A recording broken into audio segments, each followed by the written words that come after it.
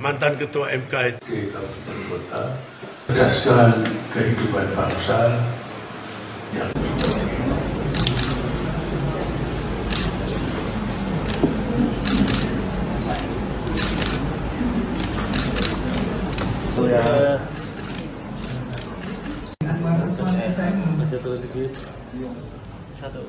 pencabutan guru besar ketua mantan ketua MK itu memang saya harus berhati-hati ya, karena itu banyak didominasi oleh nilai-nilai akademik, sehingga kalau akademik itu menunggu peristiwa politik itu sampai berakhir dulu ya. Kalau masih proses, masyarakat akademik itu akan menunggu ya, karena pelanggaran etik yang dilakukan oleh Profesor Dr. Anwar Usman itu setelah dapat guru besar dari Unisula itu, kita menjaga sampai inkrahnya PT UN. Yang kedua, kita juga supaya kita itu tidak digugat kalau kita itu tidak hati-hati, sehingga kita masih menunggu putusan PT UN. Kalau putusannya diputus, kan nanti akan dicabut. Ya, kalau sudah inkrah dia dinyatakan kalau PT UN kan ini apakah keputusannya melanggar hukum atau putusannya sewenang-wenang. Nah itu kan ini abuse of power yang digugat itu, kesewenang-wenangan. Ya kita akan mengikuti putusan itu ya. Tapi karena akan mencabut gelar kehormatan guru besar ya. Tapi kalau belum, kita masih karena abuse of power-nya itu masih diperiksa di pengadilan. Mantan Ketua Mahkamah Konstitusi Anwar Usman meminta agar pengangkatan Soehartojo sebagai suksesornya dibatalkan, sehingga ia masih bisa menjadi Ketua Mahkamah Konstitusi. Hal itu termuat dalam isi gugatan yang dilayangkan Anwar ke Pengadilan Tata Usaha Negara atau PT UN Jakarta pada 24 November 2023.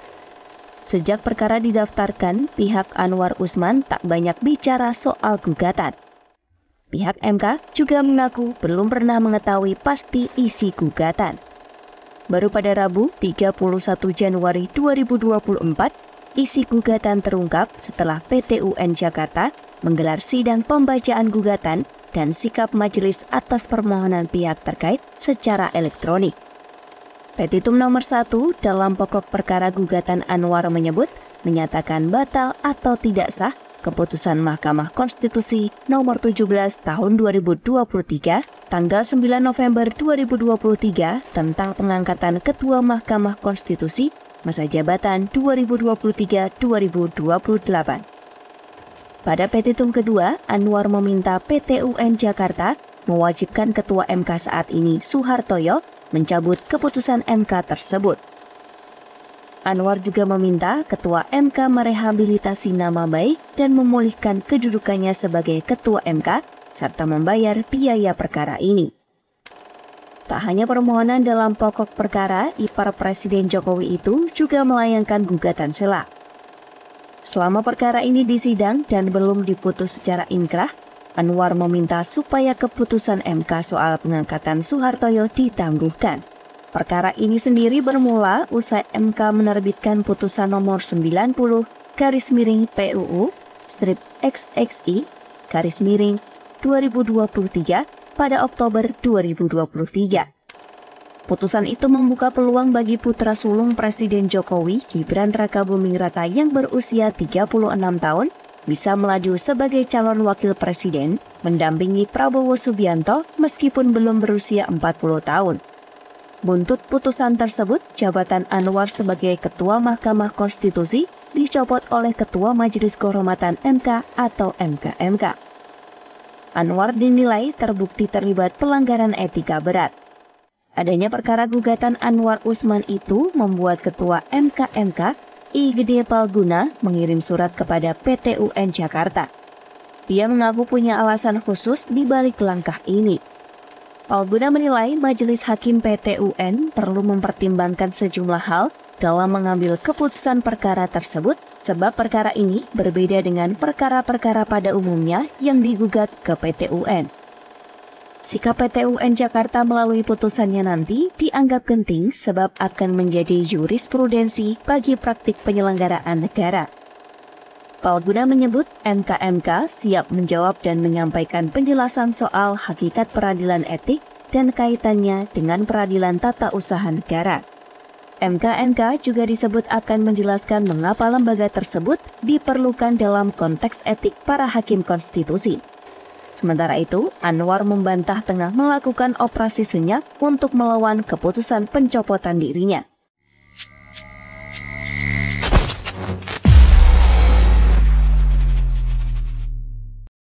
Bismillahirrahmanirrahim. Assalamualaikum warahmatullahi wabarakatuh. Semangat perubahan, salam kedaulatan rakyat. Sahabat SJ Channel semua, luar biasa. Ini hampir semua media nyaris terkecoh dengan amar putusan dari Mahkamah Konstitusi. Ya, sampai menjelang siang, sore ya? Iya, siang. Itu 3 gugatan yang kita ketahui yang bertebaran di berbagai media ditolak. Gugatan dari PSI batas usia 35 tahun ditolak. Kemudian dari Garuda yang menyebutkan tetap 40 tapi menjadi penyelenggara negara ditolak. Kemudian beberapa wakil daerah yang salah satunya beberapa diantaranya ada yang orang Gerindra juga sama dengan Partai Garuda ditolak. Sudah selesai. Kita tahunya 3. Ternyata ada 4 gugatan. Dan yang terakhir 1, 2, 3, yang terakhir mahasiswa. Luar biasa. Ini lelucon terbaik di negeri ini. Di 1 dekade terakhir atau di abad ini kali ya. Luar biasa ini. Lelucon terbaik ini. MK akhirnya loloskan Gibran. Bisa jadi ini sahabat Channel semua, ini kemudian ada deal-dealan baru. Misalkan ketika kita bicara tentang udah Gibran loloskanlah. Ini ada peluang nih. Nah, ini kalau suuzonnya kemudian ini 3 gugatan ini sulit untuk dikabulkan. Sebenarnya ada nih peluang nih. Kalau bicaranya spesifik ke pernah menjabat sebagai pemimpin daerah pilkada yang dipilih rakyat, bukan giveaway. Oke, siapa nih yang kira-kira yang cocok untuk ini? Karena yang digugatnya adalah usia, semakin muda semakin baik. Kayaknya mahasiswa ada yang cocok. Ya sudah, mahasiswa. Nah, ini dialog imajiner yang terbayang saya yakin bukan di kepala saya, tapi di kepala banyak orang, rakyat Indonesia. Kenapa? Buat meloloskan Gibran Raka Buming Raka. Stempelnya sudah jelas, politik dinasti. Dan itu yang tidak diinginkan oleh mayoritas rakyat Indonesia. Kalau begini apa bedanya dengan Jokowi 3 periode atau perpanjangan jabatan? Hanya bedanya Jokowinya ada di belakang, Gibrannya yang di depan. Kan begitu dialog warung kopi yang kita lakukan. Di sudut-sudut kota, di sudut-sudut desa. Sama gitu. Nah, ingat nggak omongan dari Mahfud MD? Hukum ini gampang di Indonesia ini bang, bisa diatur. Nggak ada aturannya, dibuat aturannya gitu kan. Ngeri sekali gitu. Bisa dicarikan pasal untuk menguatkan, bisa dicarikan pasal untuk meringankan. Tinggal pesanannya, lu punya cuan berapa? Kan begitu. Itulah yang terjadi di negeri ini. Luar biasa. Lelucon terbaik kita. Coba kita lihat ya kabar dari Detik News. Ini amar putusan lengkap MK kabulkan gugatan usia capres-cawapres mahasiswa UNS. Keren kali nih. MK mengabulkan uji materi terhadap Undang-Undang Nomor 7 Tahun 2017 tentang pemilu terkait batas usia capres-cawapres yang diajukan mahasiswa UNS bernama, ingat-ingat nih namanya, Almas Sakibiru Rea Almas. Susah kali namanya ya.